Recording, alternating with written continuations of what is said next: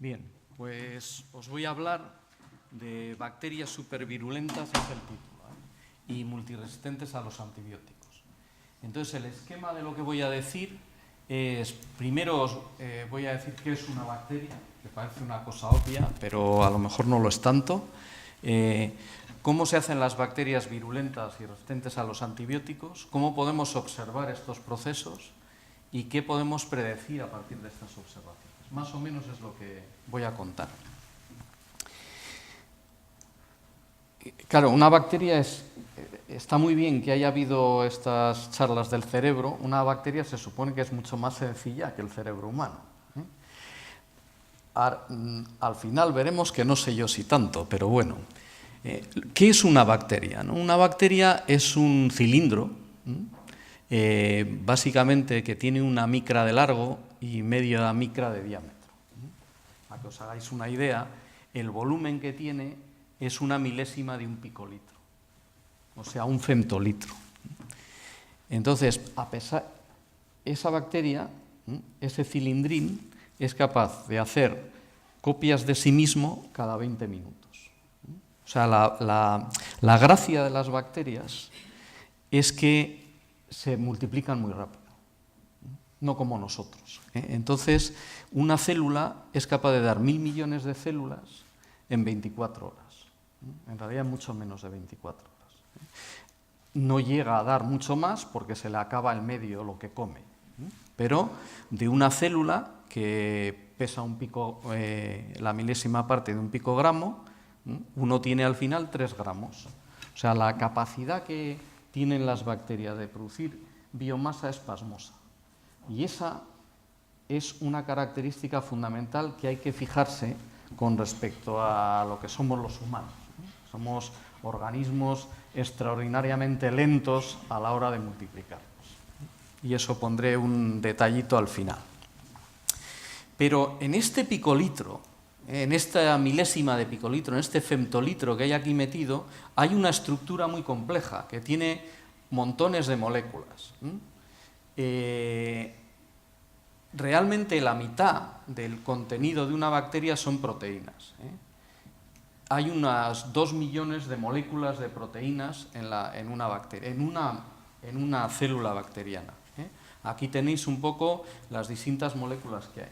Os dais cuenta que esto es una marabunta, es una cosa muy compleja desde el punto de vista bioquímico. El aspecto que se supone que tendría si pudiéramos ver los distintos componentes sería así. Es decir, no es una disolución lo que hay dentro en el citoplasma de una bacteria. Hay una especie de gel que está todo junto, y entonces hay que pensar que todos, cuando la gente que hace bioquímica y así, tiene que pensar que la concentración de todo lo que hay dentro en una bacteria, y en general en cualquier célula, es muchísimo más alto que lo que nos imaginamos. Y tenemos problemas para pensar y para simular y modelar cómo todo esto se puede mover, cómo las proteínas, por ejemplo, pueden encontrar el DNA, etcétera, para hacer todas las funciones que hacen, cómo pueden distinguir unos sitios de otros, etcétera. Esto es en una célula que es 1000 veces más pequeña que una célula humana típica. Las células eucarióticas, en general, las células humanas son mucho más grandes que las bacterias, que las células bacterianas. Entonces, básicamente las bacterias hacen 2 cosas, que es organizar... ¿no se me oye bien o qué? Vale. Vale. Bien.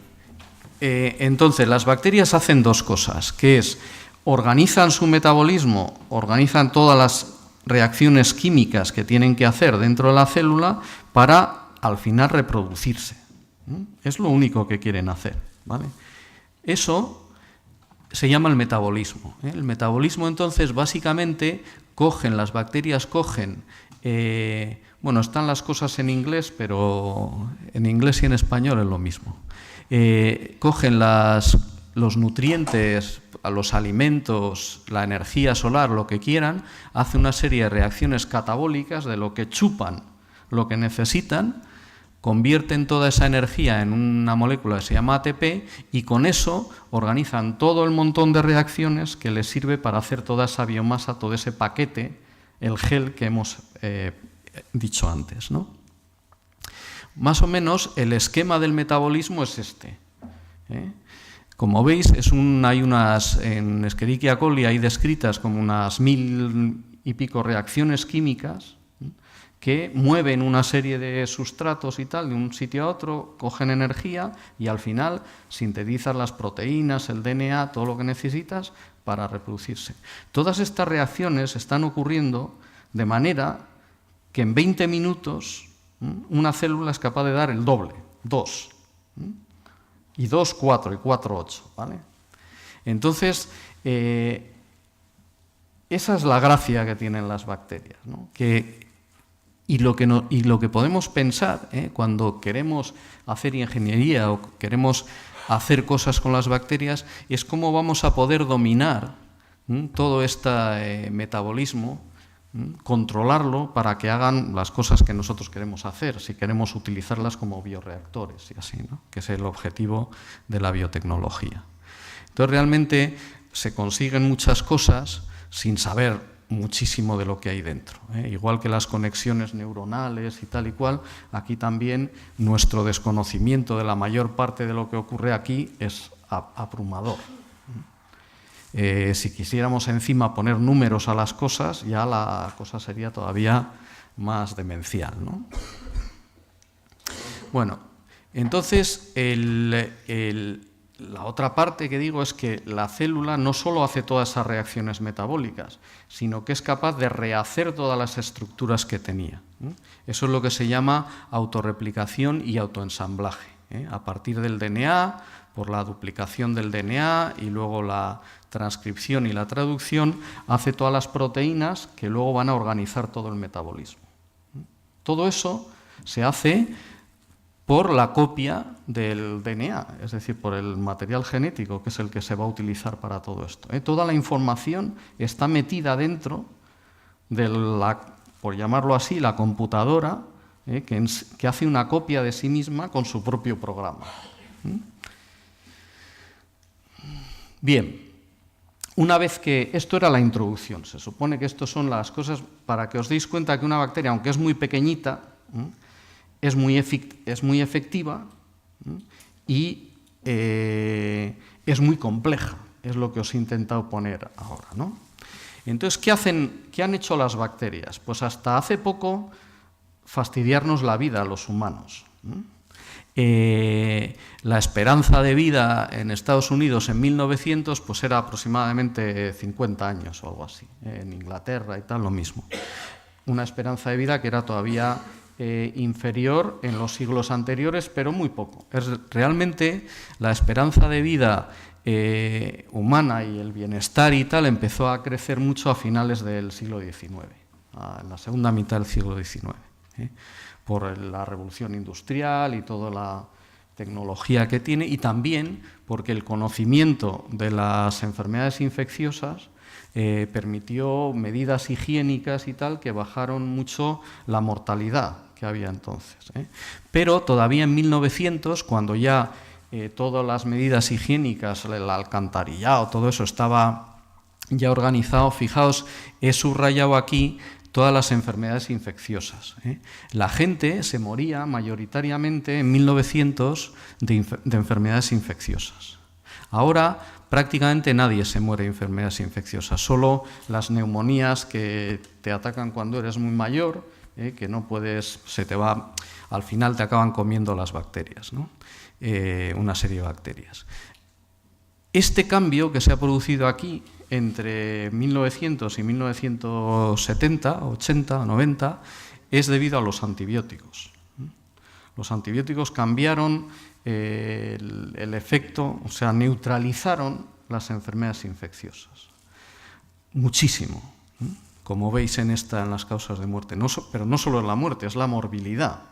Antes los niños se morían de diarreas, pero mucha gente tenía y sigue teniendo en el tercer mundo diarreas continuas y tal, porque se come bacterias y tal, ¿no? Bien, Entonces, claro, las bacterias nos mataban, ya no nos matan. ¿Por qué no nos matan? Por los antibióticos. ¿Pero qué pasa? Que ahora empiezan a aparecer, ahora no, desde el principio que se usaron los antibióticos, empiezan a aparecer bacterias resistentes a los antibióticos. Y eso es un problema de salud. Es un problema de salud que al principio no era muy grave, porque iban saliendo nuevos antibióticos. Lo que pasaba es que, bueno, se empezaba a usar la ampicilina para la penicilina, y en cuanto salían bacterias resistentes a la penicilina, se usaba ciprofloxacina o lo que sea, ¿no? Y entonces iban saliendo antibióticos. Veis aquí en esta gráfica que al cabo, en cada década, digamos, la cantidad de nuevos antibióticos que aparecen disminuye radicalmente. Ahora ya prácticamente no aparecen nuevos antibióticos. Sería largo de discutir por qué, pero está claro que hemos llegado al final prácticamente de la posibilidad de descubrir nuevos antibióticos como tales. Hay otras razones que se pueden discutir luego. Y entonces, no he encontrado la gráfica esa, pero tengo una gráfica en un sitio que se ve la muerte por enfermedades infecciosas en Estados Unidos cae prácticamente a cero en los años 60 o así, y se mantiene a cero, y hacia 1990 y pico empieza a subir, poquito y tal, pero empieza a subir. Ahora hay muchos casos de fracaso en el tratamiento antibiótico en los hospitales y la gente se muere porque le dan un antibiótico que no puede evitar que se agarre una infección, ¿no? Y eso es un problema grave. Daos cuenta que eso es que las bacterias han contraatacado. Entonces, claro, lo bonito de esto, para mí, es que este es el primer experimento de evolución a escala planetaria que podemos hacer nosotros. No que podemos hacer, que hemos hecho. Ver qué pasa si tú coges un planeta que tiene bacterias sensibles a los antibióticos y le echas un montón de antibióticos que no existían, porque se sintetizan en las grandes biofarmas. Entonces, lo que ocurre cuando tú tratas el planeta con múltiples antibióticos es que te salen bacterias resistentes a los antibióticos muy rápido. Las compañías farmacéuticas no esperaban que iba a haber multiresistencias a los antibióticos. Si os fijáis un poco de estadística de esta, si la frecuencia de mutación de una bacteria a la kanamicina, por ejemplo, es 1 por 10 a la menos 8 más o menos, aparece una bacteria resistente cada 100 millones. Si tú echas 2 antibióticos, sería 1 por 10 a la menos 16, que es un número ya astronómico. Y si echas 3, ya sería un número mayor que todas las bacterias que hay en el planeta Tierra, que son aproximadamente 10 a la 30 bacterias. Entonces, claro, no iban a aparecer resistencias, pero las resistencias aparecieron una tras otra rapidísimamente. ¿Por qué? Porque los mecanismos que utilizaron las bacterias para conseguir esa resistencia a antibióticos no era la mutación, que era lo que nos pensábamos nosotros, sino que fue la aparición de elementos genéticos móviles. Es decir, la resistencia las trajeron las bacterias de otros sitios, de reservorios de genes, llamémosle así, de otras bacterias, y aparecen los genes completamente nuevos y que tenían ya un gen de resistencia que se cargaba ese antibiótico perfectamente adaptado. Eso fue una sorpresa muy grande para todo el mundo en aquella época y nos ilustra cómo evolucionan las bacterias. Entonces, cuando hacemos este experimento evolutivo, en pocos años vemos que en pocos años, frente a cualquier presión selectiva, las bacterias desarrollan mecanismos para adaptarse a ese nuevo medio por la aparición de elementos genéticos móviles.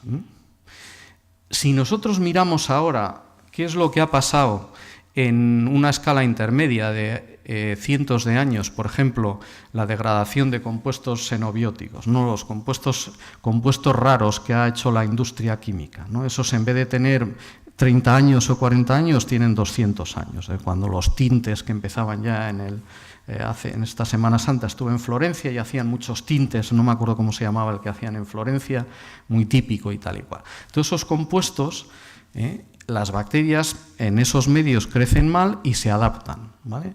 Cuando uno mira qué mecanismos tienen las bacterias para adaptarse, encuentra que tienen, además de los plásmidos y tal, que también aparecen bacteriófagos, y estos bacteriófagos o los plásmidos se integran en el cromosoma de la bacteria, ¿vale? De manera que son más estables que si están en los plásmidos. Ya se lo incorporan en su propia dotación genética. Ese es el mensaje. Pero han tardado cientos de años, ¿vale? No millones de años. Nosotros los humanos, una vez que hemos salido, digamos, y estamos aquí, no vamos a evolucionar nada hasta que nos extingamos. Muy poco, dentro de aproximadamente 10 millones de años.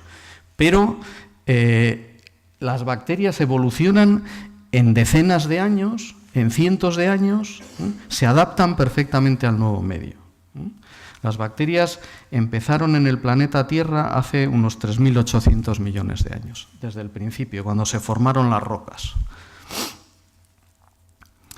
Cuando uno mira la evolución de la patogenicidad, también lo que encuentra es que los cromosomas, eso lo voy a contar ahora un poco más en detalle, los llaman islas genómicas, trozos de DNA nuevos que aparecen en los cromosomas, en los genomas de las bacterias.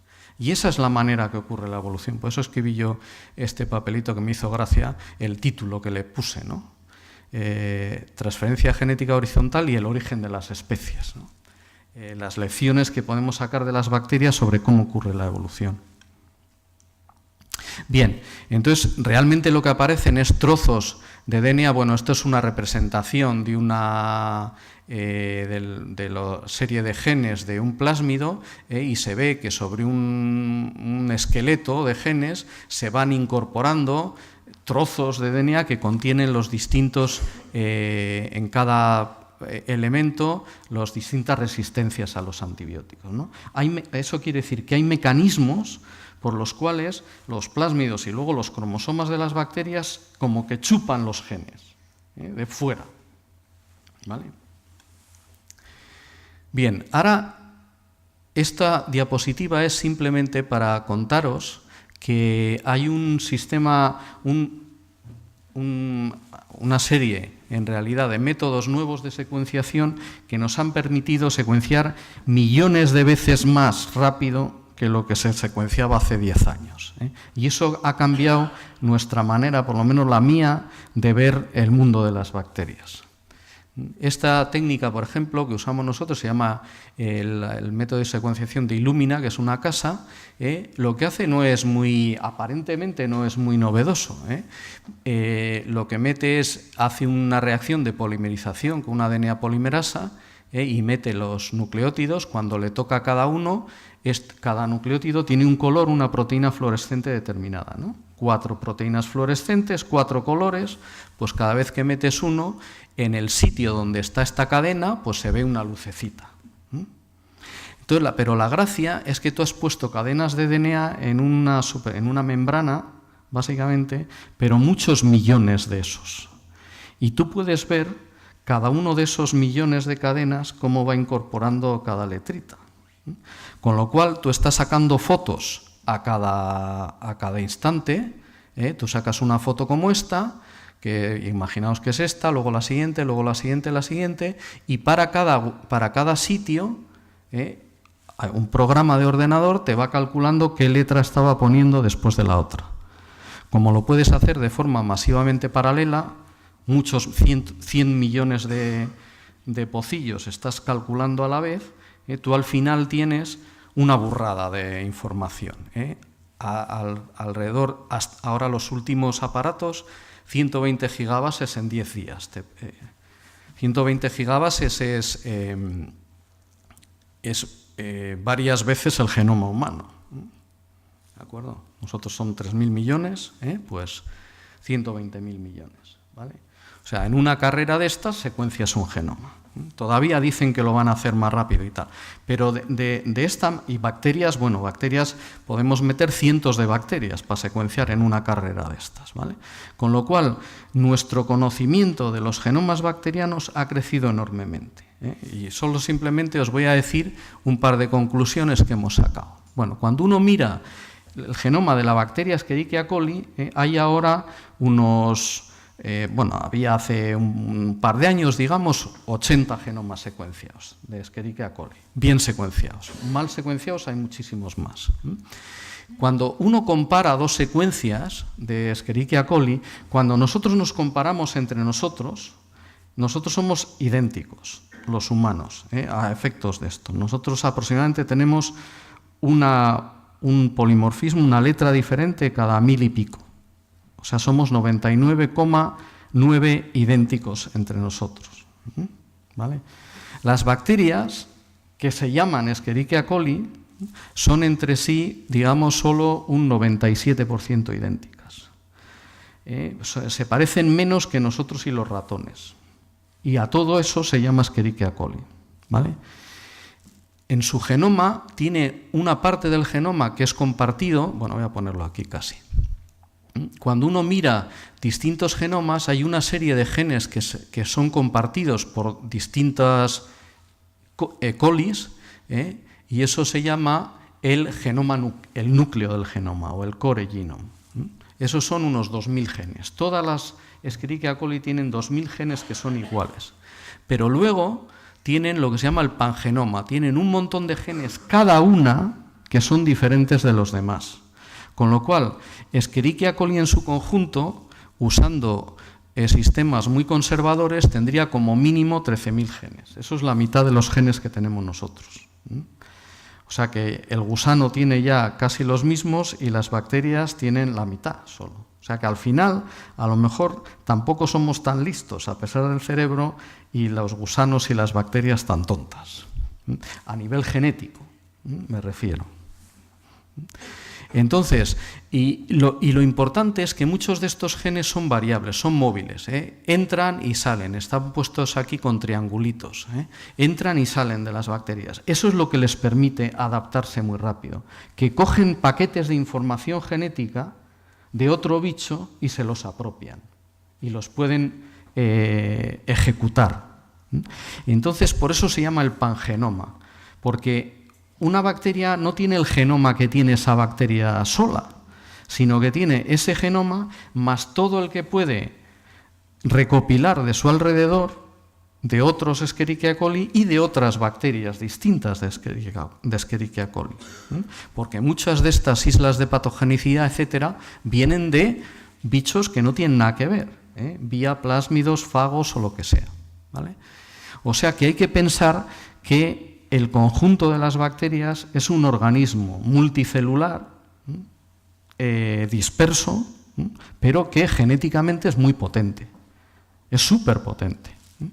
De hecho, más de la mitad del carbono orgánico que hay en la Tierra es procariótico, es de bacterias, y más del 90% del nitrógeno es procariótico. ¿Vale? O sea que los eucariotas, que se explican siempre en los libros de texto y los pluricelulares como una tal, eso es una mínima parte de la biología. Lo que pasa es que estos son lo que se llama en algunos papers la mayoría invisible. Como son pequeñitos, no se ven, solo cuando matan te enteras que estaban ahí, pues nada, la gente no se entera.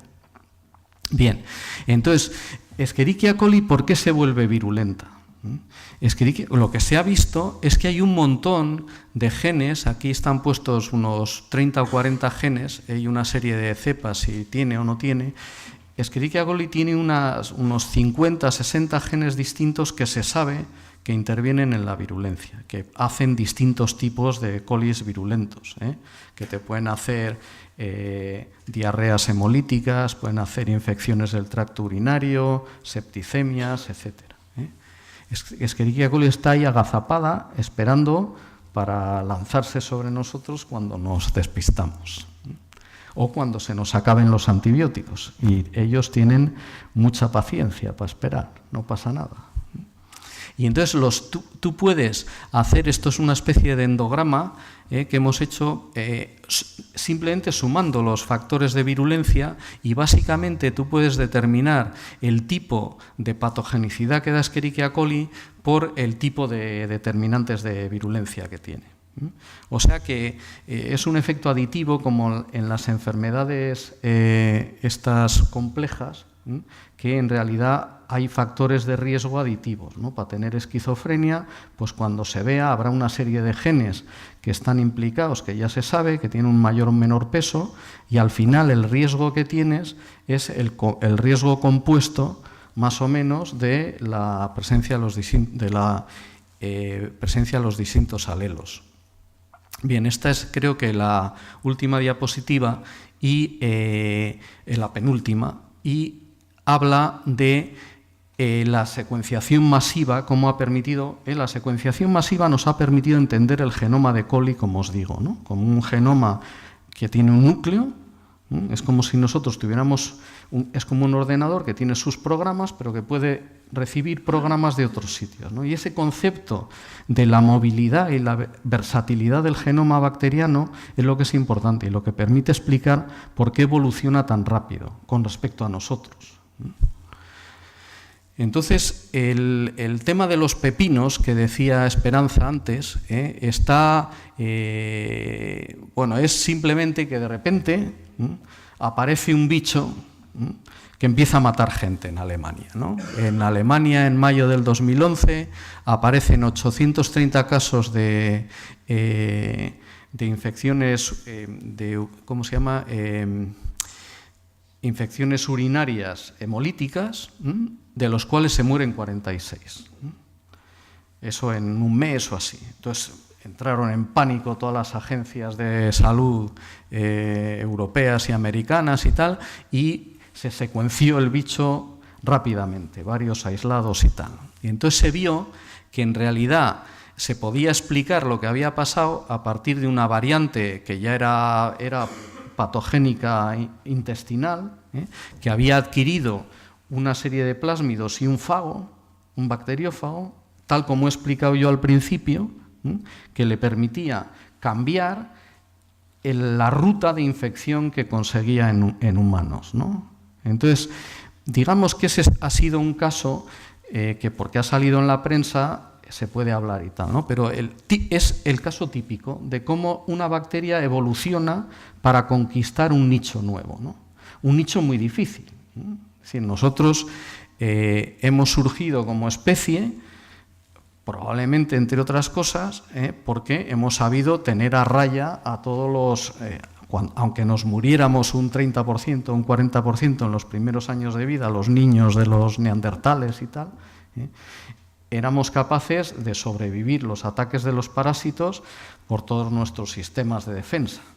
Luego estamos bien organizados, por lo menos durante un periodo de vida. Cuando nos vamos haciendo mayores, cada vez peor.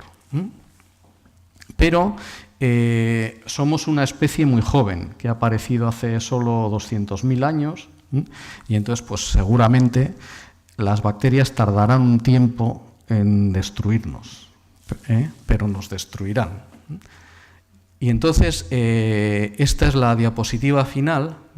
Entonces, lo que quiero decir es, las bacterias supervirulentas y multiresistentes a las que tienen miedo las agencias de salud todavía no existen.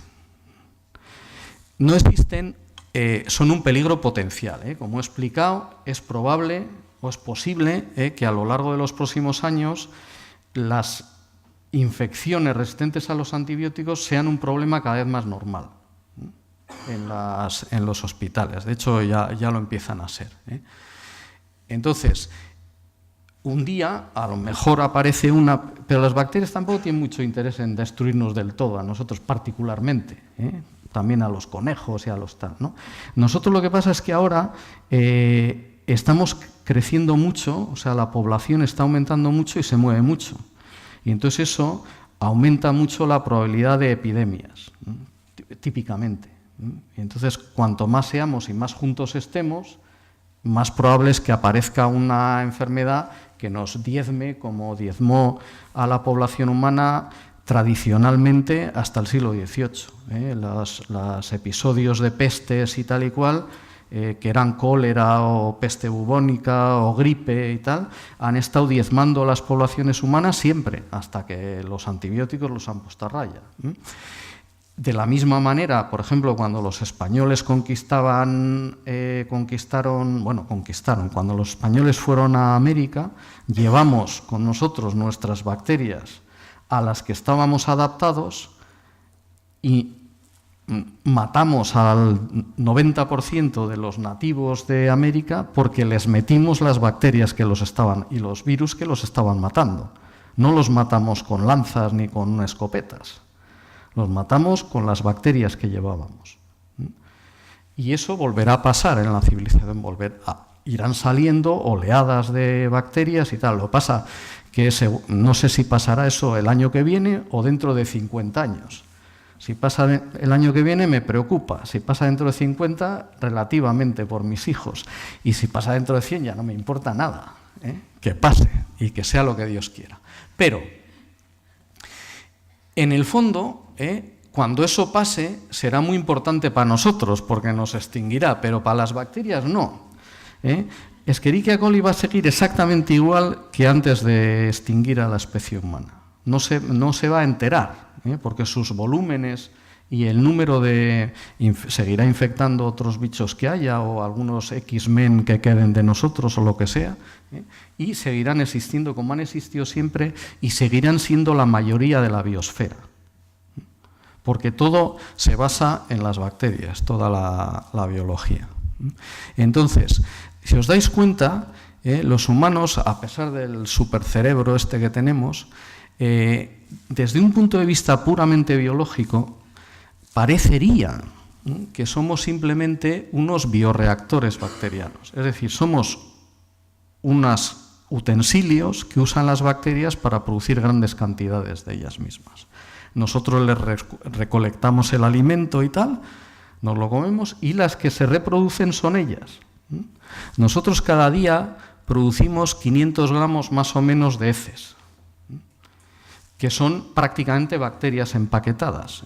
En 1 gramo de heces hay 10 a la 12 bacterias. ¿Vale? Es todo bacterias. Y producimos 500 gramos de eso cada día, que quiere decir que producimos 16.000 kilos en 80 años que vivimos. Durante ese tiempo solo producimos, en realidad ahora la mitad, unos 150 kilos de biomasa humana. Es decir, suponiendo que cada persona tuviera 2 hijos. En realidad es cada 2 personas tienen 2 hijos, con lo cual sería la mitad. Menos de un 1% del total de biomasa producida. En cualquier industria, cualquier ingeniero que vea este tipo de datos diría que ese es el gasto de reposición del bioreactor y que es muy eficiente. Es decir, las bacterias usan muy poca de la energía que consumen en regenerar el bioreactor que somos nosotros. Entonces, desde el punto de vista biológico, y con esto ya termino, las bacterias son muy importantes para nosotros. Hemos logrado un momento de liberación con respecto a las bacterias por los antibióticos, pero posiblemente ese efecto durará unas decenas o centenares de años como máximo. Y luego las bacterias ya tendrán todo el repertorio que necesitan para devolvernos a la Edad Media, a nivel de morbilidad y mortalidad. A no ser que, por la cultura, por el uso del cerebro y tal, nosotros aprendamos como...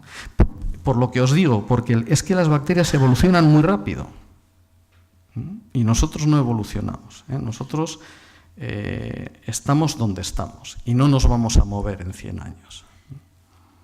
Bien, y yo creo que esto es todo lo que quería decir, más que agradecer a mi grupo, que sin ellos... en realidad somos 3 grupos aquí, el grupo de Elena Cabezón, el grupo de Gabriel Moncalián, que está ahí, y el mío, que trabajamos juntos en varios temas de estos de microbiología, genética bacteriana y tal. Muchas gracias a todos.